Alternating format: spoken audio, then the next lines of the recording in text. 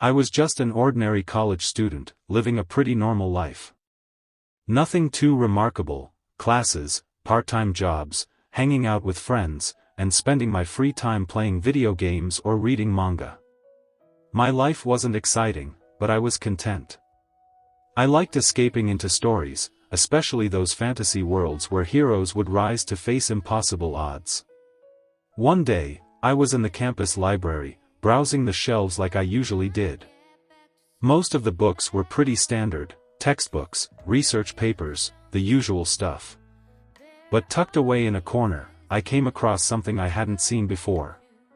It was an old, dusty book with a strange title, The Four Cardinal Heroes. Intrigued, I picked it up and flipped through the pages. The story inside caught my attention almost immediately. The book described a world on the brink of destruction. Monsters were invading the land in terrifying waves of destruction, and the only hope for humanity were the four cardinal heroes. Each hero wielded a different weapon of great power: a sword, a spear, a bow, and, to my surprise, a gun. The sword hero was described as a master of close combat, the spear hero as a balanced warrior with reach, and the bow hero as an expert in long-range attacks. The gun hero, however, was different. His weapon was unique, not the typical medieval fantasy weapon you'd expect. According to the book, the gun had the potential to change the tide of battle, but it required precision, strategy, and careful management of resources like ammunition. It wasn't just about brute strength or slashing through enemies. The more I read, the more I found myself absorbed in the story. Each of the heroes came from different worlds and different backgrounds, just like in a typical isekai story, and they were called to this new world to fight back against the growing chaos. I could almost imagine myself in their place, wielding one of the legendary weapons, facing off against monstrous foes. It was exciting to think about, until something strange happened. As I kept reading, I noticed that the pages were starting to glow faintly, like the words themselves were coming to life. Before I could react, a bright light flashed from the book, engulfing me completely. I felt a strange sensation, like I was being pulled, dragged out of my reality and into something else entirely. My body felt weightless, like I was falling through space and time. The last thing I saw was the light surrounding me, swallowing me whole. When I opened my eyes again, I wasn't in the library anymore. I found myself standing in a large, ornate hall with towering stone pillars and grand tapestries hanging from the walls. It looked like something straight out of a medieval fantasy game, definitely not the library. Confused and disoriented, I glanced around and noticed 3 other people standing nearby, looking just as bewildered as I was. They didn't seem like anyone I recognized from school. Before I could ask what was going on, men in royal armor approached us, bowing respectfully. They called us the Four Cardinal Heroes, and explained that we had been summoned to their world to save it from destruction. Each of us had been chosen to wield one of the legendary weapons described in the book: the sword, the spear, the bow, and me? I looked down at my hand and saw a strange, sleek weapon, a gun, attached to my arm like it had always been there. It wasn't some medieval weapon like a sword or bow, it was a modern firearm, unlike anything else in this world. That's when it hit me: I had actually been summoned to another world, just like in the stories I loved so much. But this wasn't just a game or a fantasy, this was real. And now, somehow, I was the gun hero.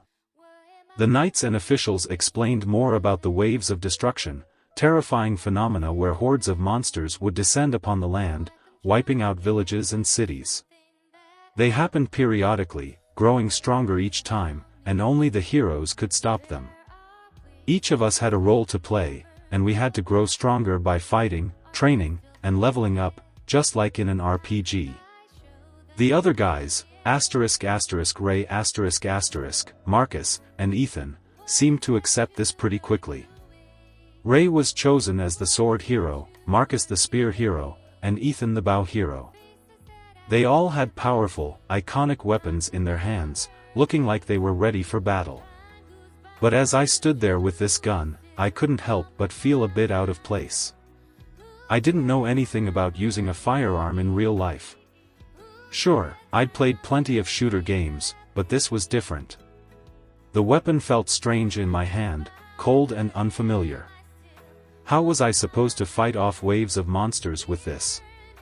The more the officials explained, the more it sank in, this wasn't going to be easy. Each hero had to form a party, gather allies, and train in order to face the oncoming waves. The other guys seemed to attract a lot of attention, with plenty of people eager to join their parties. They were already being treated like celebrity warriors, and I could see them reveling in it. But me? No one seemed interested in the gun hero. People whispered behind my back, questioning whether my weapon was even useful in this world. After all, it didn't have the raw power or versatility of a sword or bow. A gun in a world like this seemed like a strange, unfamiliar tool. Most of the people in the hall barely gave me a second glance. Just when I thought I'd be completely on my own, a woman stepped forward. Maya, she called herself. She offered to join my party and help me get stronger. I felt a little relieved, at least I wasn't completely alone. Maybe I had a chance after all. But little did I know, this was just the beginning of my real struggle. From the very beginning, it became painfully clear that being the gun hero didn't come with the admiration or respect that the others enjoyed. As I stood there, watching the crowd react to Ray, Marcus, and Ethan, I could feel the weight of their dismissive glances directed at me. They were drawn to the impressive weapons wielded by the other heroes, their eyes lighting up with excitement as they rushed to offer their allegiance. But when it came to me, it was as if I was invisible. People whispered amongst themselves, and I could catch snippets of their conversations. A gun? Is that even a real weapon here? One person muttered, while another scoffed, what can he do with that compared to a sword? I tried to shake off the negative thoughts, telling myself that I could prove them wrong, but deep down, I felt a gnawing sense of inadequacy.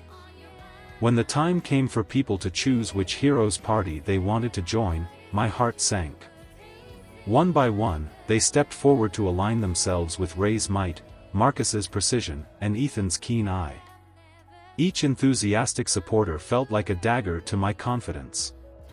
I stood off to the side, feeling like a forgotten relic in a world that valued tradition over innovation.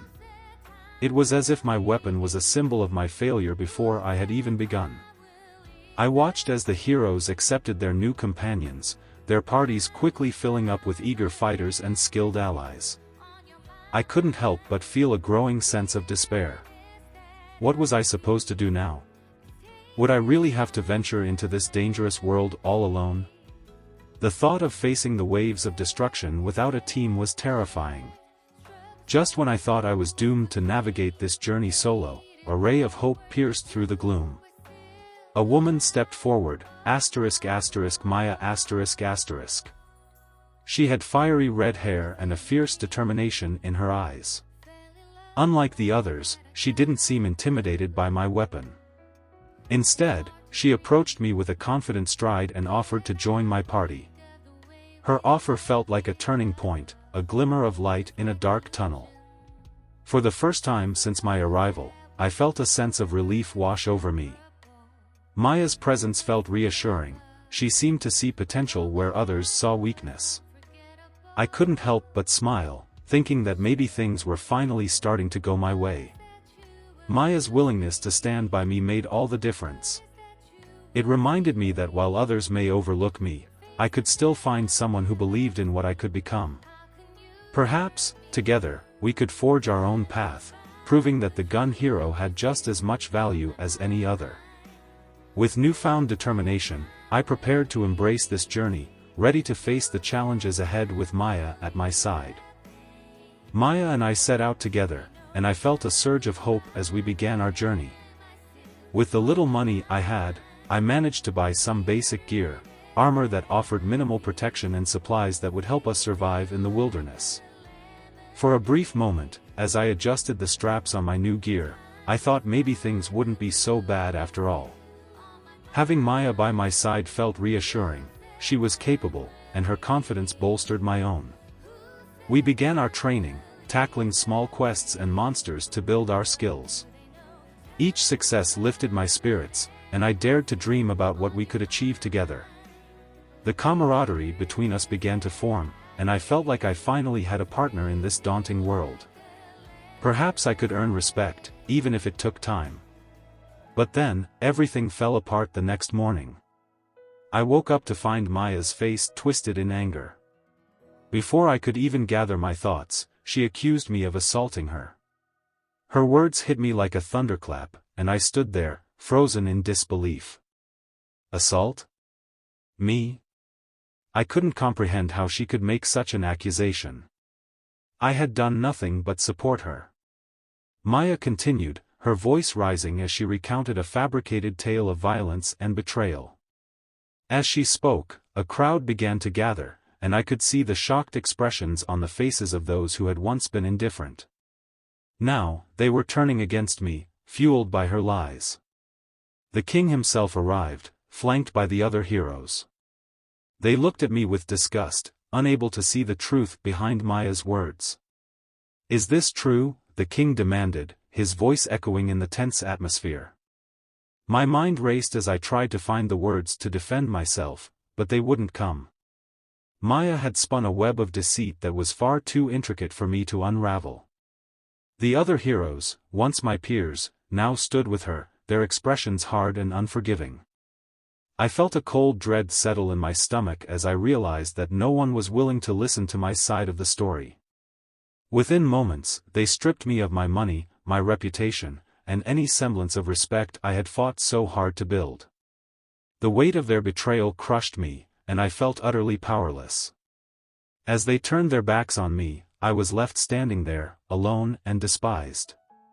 I was cast out, my name tainted by Maya's lies. The world I had hoped to fight for now felt like a prison, and I was its most hated inhabitant. Every passerby shot me disdainful glances, as if I was nothing more than a monster.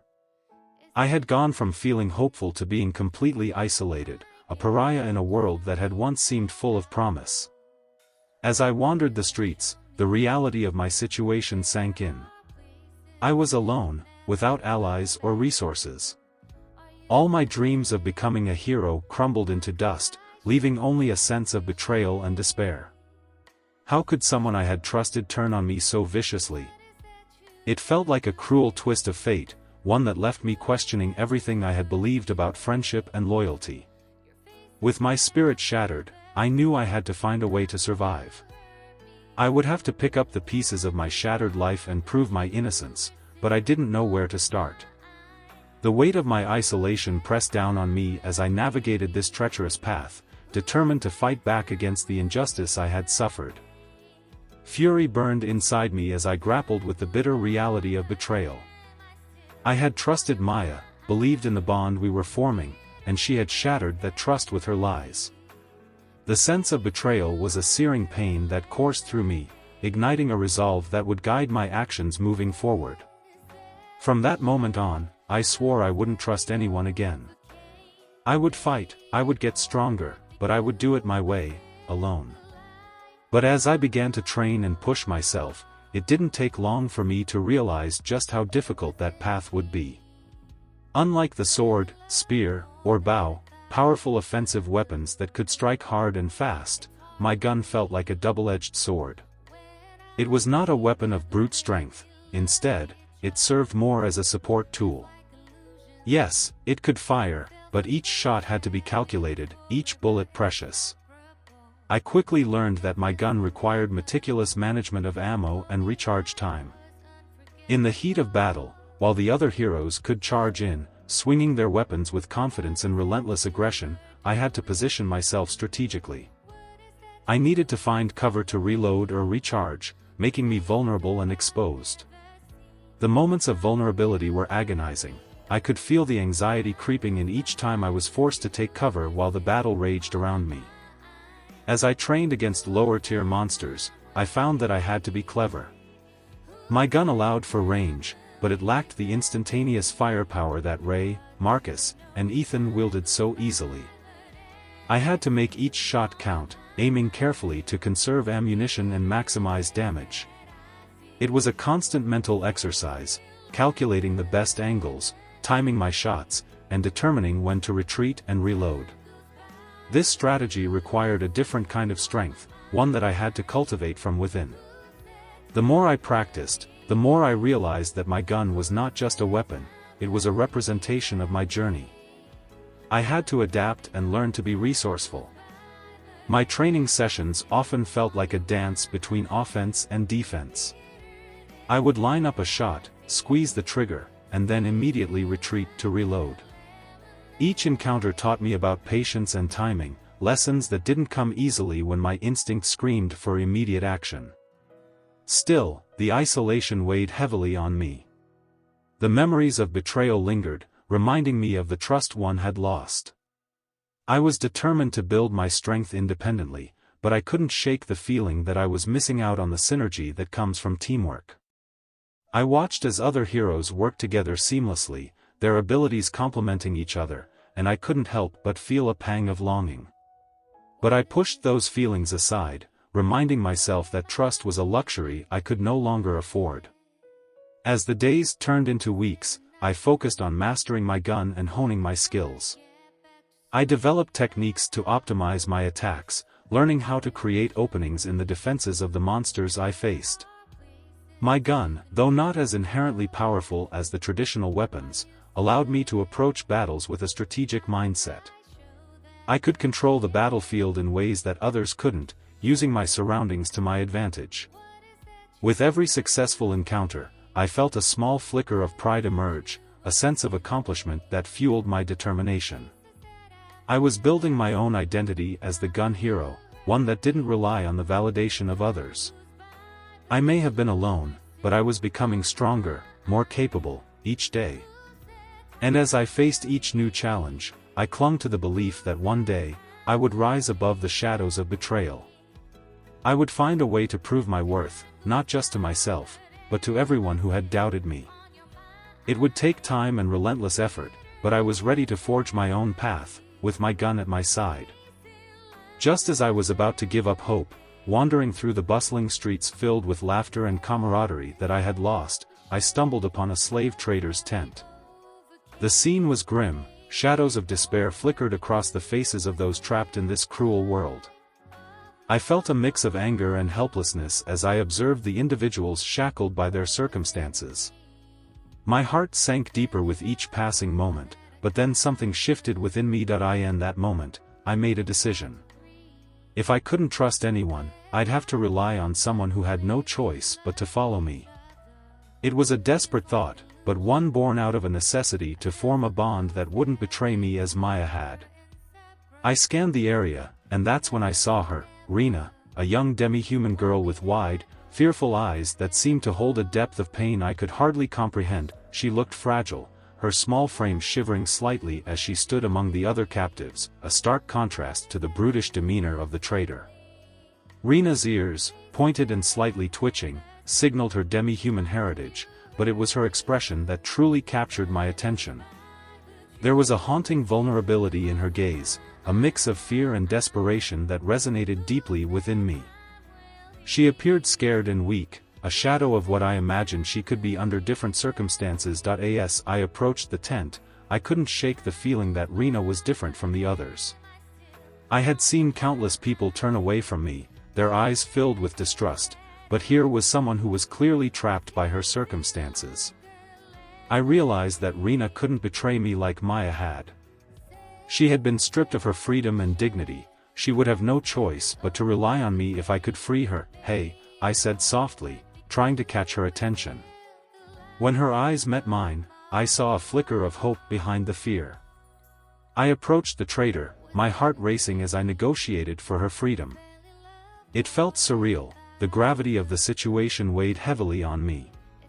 Here I was, about to make a decision that would change both our lives. After what felt like an eternity, I finally secured her release, paying a hefty price with the little money I had left. As the chains fell away from her wrists, Rena looked up at me, her eyes wide with disbelief. I could see the tension in her shoulders begin to ease, and for the first time, she smiled, a fragile, tentative smile, but one that spoke volumes. "Thank you," she whispered, her voice barely audible, but it rang in my ears like a sweet melody. In that moment, I felt a profound sense of responsibility wash over me. I wasn't just saving her, I was giving her a chance at freedom, a chance to reclaim her life. As we walked away from the trader, I felt a mix of emotions stirring within me. I was still grappling with the remnants of betrayal and isolation, but Rina's presence offered a glimmer of hope. Perhaps this bond, forged in the fires of adversity, could lead us both to a better future. I knew that taking on the responsibility of another person would come with its own challenges, but I was willing to face them. Together, we would navigate this treacherous world. Rina, despite her initial fear, would become my ally, and I would become her protector. As we moved forward, I began to think of the possibilities. Rina's unique abilities as a demi-human could complement my own skills with the gun. I could teach her to trust again, just as I would learn to trust her. With each step, I felt a sense of purpose rekindle within me. I was no longer alone, and for the first time in a long while, I dared to believe that we could forge our own destiny, one where betrayal would not define us, but strength and loyalty would.